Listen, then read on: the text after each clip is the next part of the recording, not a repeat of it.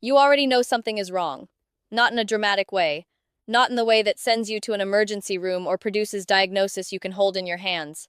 In the quiet, persistent, infuriatingly non-specific way that lives in the gap between how you feel and how you think you should feel at your age. The tiredness that sleep does not fix. You went to bed at a reasonable hour. You slept the hours. You woke up and the tiredness was still there, sitting on your chest like something that never fully left. The weight that arrived in your midsection in the last few years, not because your diet changed dramatically, not because you stopped moving entirely, but seemingly from nowhere, accumulating despite reasonable effort to address it. The irritability that arrives before anything has actually gone wrong, the low-grade, sourceless sense of being close to your limit before the day has asked anything significant of you.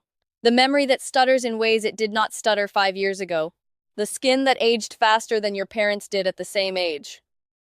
The sleep that became lighter somewhere in your 50s and has not deepened since, so that you lie in what used to be restful darkness, and find instead a semi-wakefulness that leaves you at 6 a.m., technically having slept 8 hours and feeling as though you did not sleep at all.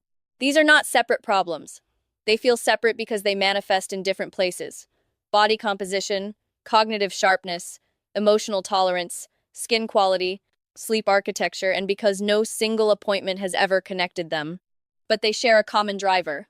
A single hormone, dysregulated in a single specific way, producing its fingerprints across every system it touches. That hormone is cortisol, and the dysregulation is not the kind you read about in the context of dramatic stress disorders or adrenal crisis. It is quieter than that. It is the cortisol pattern of someone who has lived at a continuous, moderate level of chronic demand for long enough that the system governing its production and clearance has been slowly, incrementally, imperceptibly recalibrated toward a state that is biochemically indistinguishable from accelerated aging. Here's what most conversations about cortisol miss. The problem is rarely that cortisol is simply high all the time.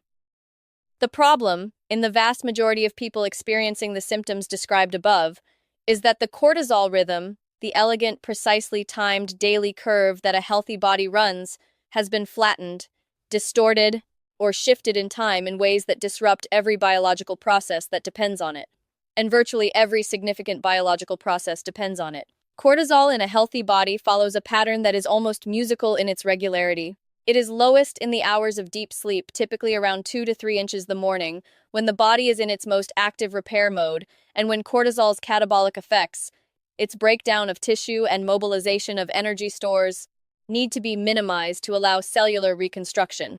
Beginning around 4 to 5 inches the morning, still during sleep, cortisol begins to rise. By the time you wake, it is approaching its daily peak. A surge called the cortisol awakening response that happens in the 30 to 45 minutes after waking, and that is one of the most powerful and least discussed physiological events of the flaying day. This morning peak is not a stress response. It is the biological equivalent of a system startup. The cortisol awakening response mobilizes glucose for the brain, activates the immune system, prepares inflammatory regulatory mechanisms for the day's demands, and sharpens cognitive function by activating the prefrontal cortex. It is the biological reason that most people in a state of good health feel most mentally alert in the mid-morning. After the peak, cortisol declines through the afternoon and evening, reaching its nighttime low that allows the repair processes of deep sleep to proceed unimpeded. This is the rhythm. When it works, it orchestrates the entire physiology of waking life. When it does not work, when the rhythm is flattened, or the evening level stays elevated instead of falling, or the morning peak is blunted rather than sharp, or the whole curve shifts 2 hours later because of chronobiological disruption from late-night light exposure, the consequences are not metaphorical. They are specific, measurable, molecular damage occurring at a rate that biological age research now clearly associates with faster physical aging. The word aging in this context is not vague. It has a specific biological measurement. Telomeres, the protective caps on the ends of chromosomes, whose length is one of the most reliable biological markers of cellular age, are directly shortened by cortisol. A 2012 study in PLOS ONE found that lifetime exposure to higher cortisol, measured through hair cortisol as a retrospective biomarker, predicted shorter telomere length in a dose-dependent manner. More cumulative cortisol, shorter telomeres, older biological age relative to chronological age. The 10 years faster phrasing in the title of this video is not an invented headline number. It comes from research mapping the telomere shortening rate associated with chronic cortisol elevation to equivalent biological age differences in large population studies. But telomere shortening, as consequential as it is only one of the mechanisms by which cortisol dysregulation accelerates aging. The others are running simultaneously, in parallel, and they compound each other. Cortisol directly suppresses growth hormone secretion. Growth hormone released in its largest pulse during deep sleep, in the first 90 minutes of slow-wave sleep, is the primary anabolic hormone of adult life. It drives tissue repair, muscle protein synthesis, bone remodeling, skin collagen production, and the cellular regeneration that keeps every organ performing at its functional peak. In a person with chronically elevated evening and nighttime cortisol, the deep sleep in which growth hormone is secreted is disrupted. Cortisol and growth hormone are, at the molecular level, antagonists. High cortisol in the nighttime window suppresses the growth hormone pulse that the body was preparing, night after night, year after year. The repair cycle that is supposed to run while you sleep runs at a fraction of its capacity, and the tissue that should have been rebuilt during the night accumulates a deficit that compounds silently through the decades. Cortisol suppresses the thyroid axis. It reduces the conversion of inactive thyroid hormone T4 to active T3 in peripheral tissue, the conversion that determines how fast every cell in the body runs its metabolic machinery. Chronically elevated cortisol produces a functional hypothyroidism in peripheral tissue even when thyroid blood tests are technically normal, because the blood tests measure T4 production by the gland rather than T3 availability in the tissue where it acts. The fatigue, the cold intolerance, the difficulty maintaining a healthy weight, the hair thinning and dry skin that many people attribute to thyroid disease are, in many cases with normal thyroid tests, the peripheral consequence of cortisol-driven T4 to T3 conversion suppression. Cortisol drives visceral fat accumulation through two simultaneous mechanisms. The first is direct. Cortisol upregulates lipoprotein lipase activity, specifically in visceral adipocytes, the fat cells in the abdominal cavity, making them more efficient at capturing and storing fatty acids from the bloodstream. The visceral fat depot has a higher density of cortisol receptors than subcutaneous fat, making it preferentially responsive to cortisol's fat-storing signal. The second mechanism is indirect. Cortisol drives insulin resistance in muscle tissue, shifting glucose disposal away from muscle where it would be used for energy toward fat, where cortisol ensures it is stored. The combination produces the specific pattern of abdominal weight gain that appears without dramatic dietary change and that resists conventional dietary and exercise intervention because the driver is hormonal rather than caloric. Cortisol degrades the hippocampus. This is the mechanism that connects cortisol to the memory changes and cognitive slowing that begin to emerge in the 50s and 60s. The hippocampus, the brain region most critical for memory formation and spatial navigation, has one of the highest densities of cortisol receptors in the brain. At short-term, moderate doses, cortisol enhances hippocampal function. This is the mechanism behind the cognitive sharpening effect of the healthy morning cortisol peak. At chronic, sustained, elevated doses, cortisol reduces hippocampal neurogenesis, impairs long-term potentiation, the synaptic strengthening mechanism that underlies memory formation, and in prolonged excess, causes actual volumetric reduction of the hippocampus detectable on MRI.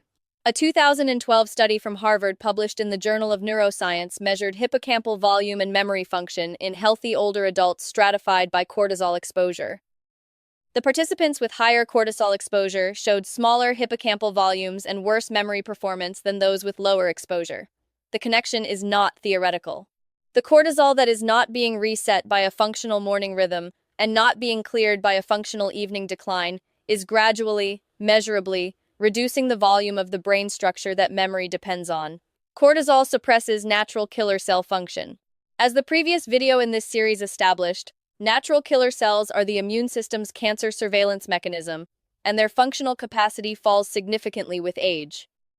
Cortisol directly suppresses NK cell cytotoxicity through glucocorticoid receptor signaling in the NK cell surface. This is the molecular mechanism connecting chronic psychological stress to increased cancer risk, not through some mystical mind-body pathway, but through a documented, receptor-mediated suppression of the immune cells that perform daily cancer surveillance. And cortisol degrades the gut lining, disrupts the gut microbiome, accelerates arterial wall collagen degradation, impairs bone formation by reducing osteoblast activity while increasing osteoclast activity, reduces testosterone in both sexes, and suppresses the synthesis of DHEA, the adrenal hormone that counterbalances cortisol's catabolic effects, and whose declining ratio to cortisol is one of the most reliable single markers of biological aging. This is not a list of unrelated harms. These are the connected manifestations of a single dysregulated hormone acting on every tissue that carries its receptor, which is essentially every tissue in the body. The person experiencing the fatigue, the abdominal weight, the memory slips, the skin aging, the disrupted sleep, and the vague sense of operating below their own previous baseline is not experiencing 7 different problems. They are experiencing one problem with 7 faces. I want to tell you about someone named Robert. Robert was 58.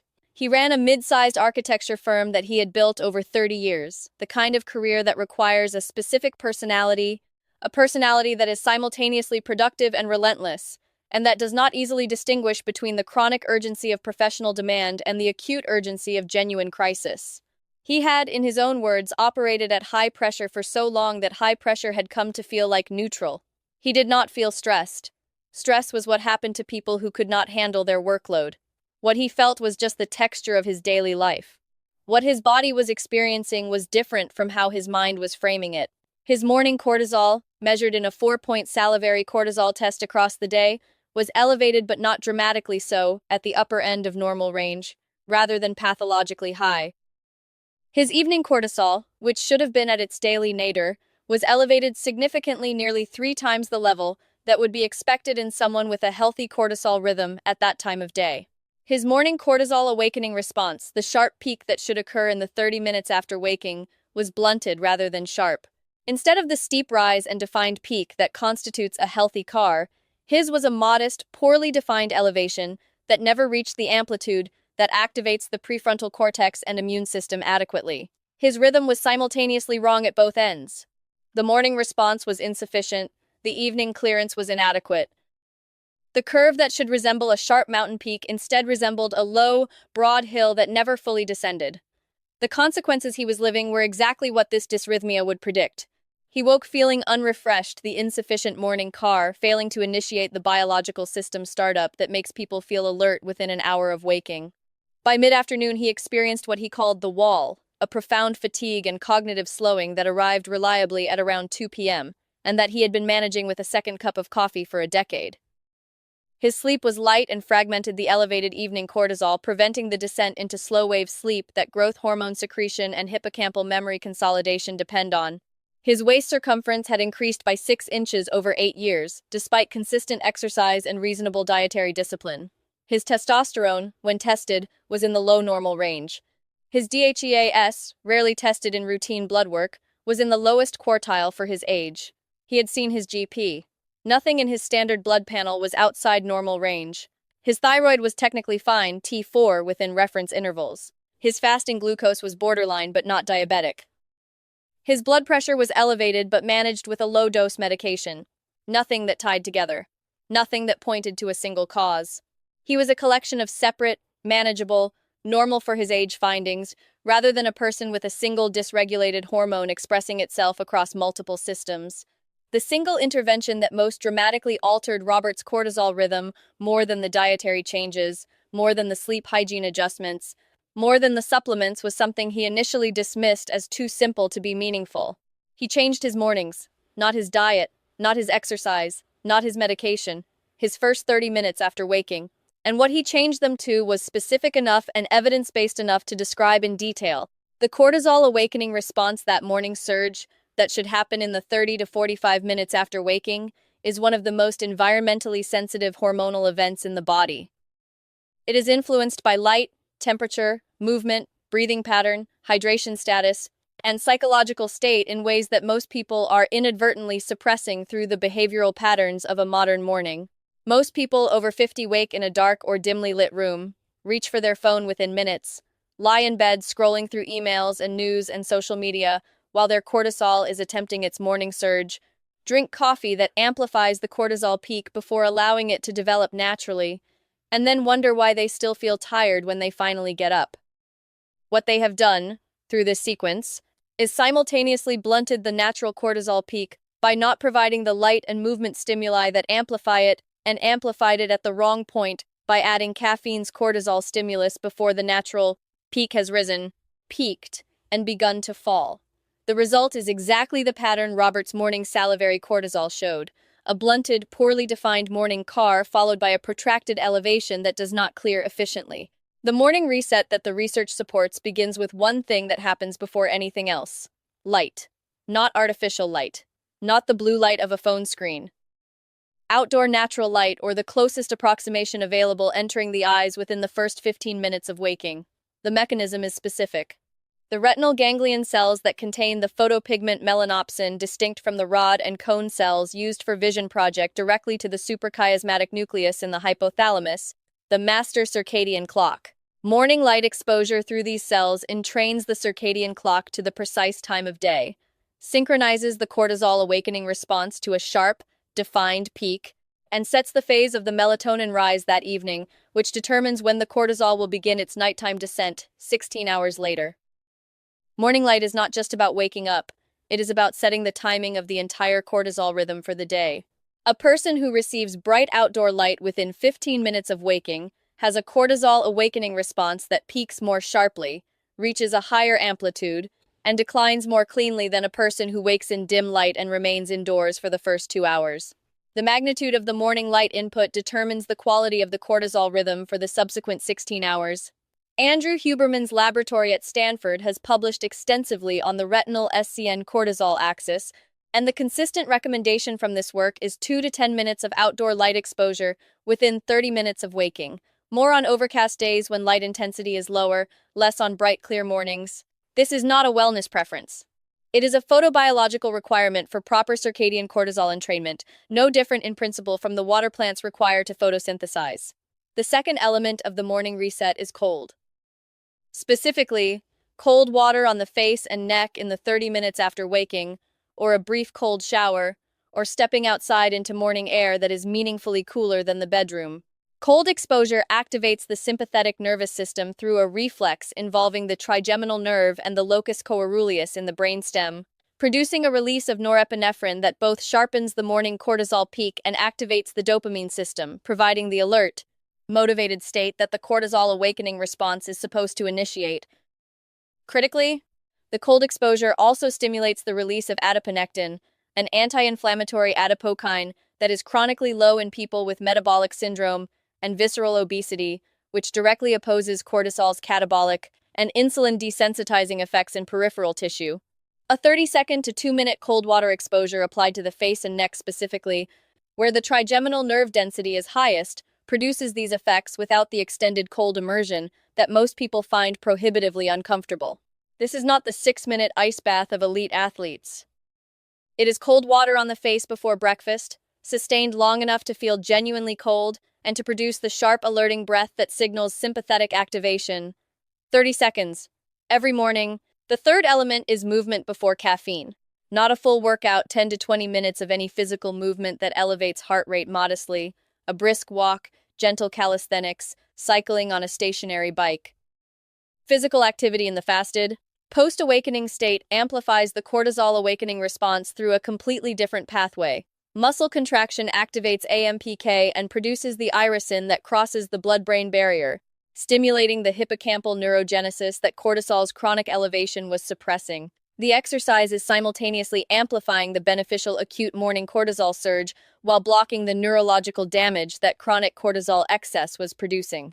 It is also, and this is the part that Robert found most immediately compelling, shifting cortisol clearance earlier. By activating the cortisol system through physical movement in the morning, rather than through caffeine and screen-induced psychological arousal, the cortisol peak occurs earlier, declines earlier, and is more likely to reach its appropriate nighttime nadir by the time sleep is required. The person who moves in the morning is not just getting exercise. They are running their cortisol curve at the right time of day rather than the shifted, delayed, blunted version that modern morning behavior produces.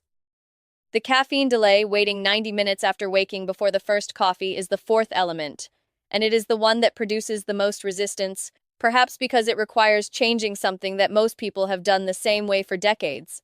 The cortisol awakening response, when allowed to peak without caffeine interference, produces an alertness and cognitive activation that makes the 90-minute wait considerably easier than most people expect.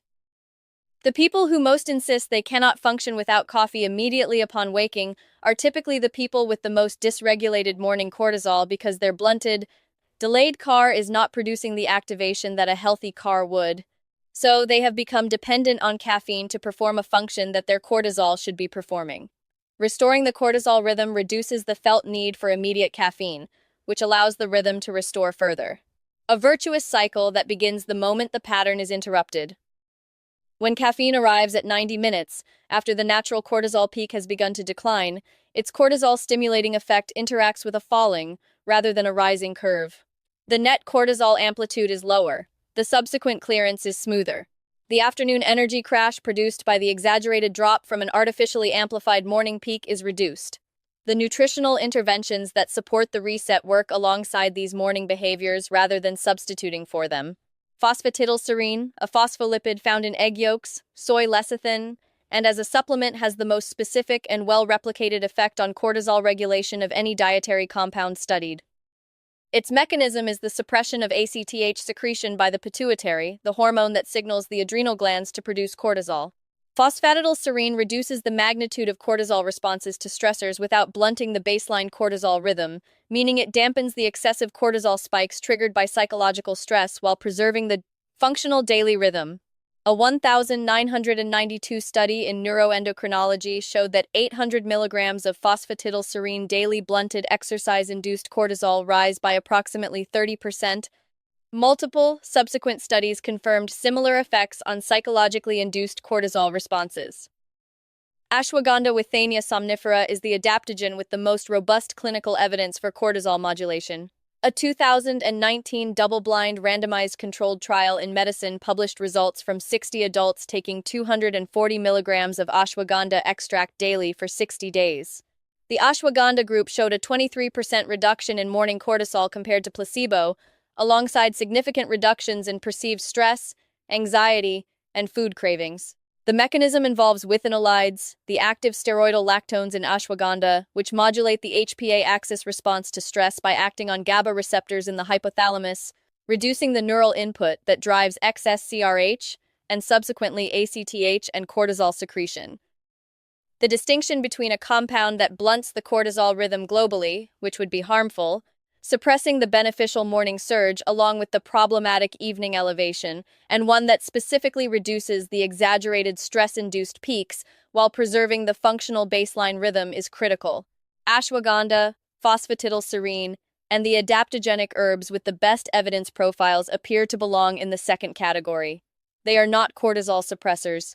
They are cortisol regulators, restoring the appropriate amplitude and timing without flattening the rhythm that the body depends on. Magnesium glycinate before bed, 300 to 400 milligrams, addresses the evening cortisol elevation through GABA receptor modulation in the hypothalamus, reducing the HPA axis activity that maintains inappropriately elevated cortisol into the night.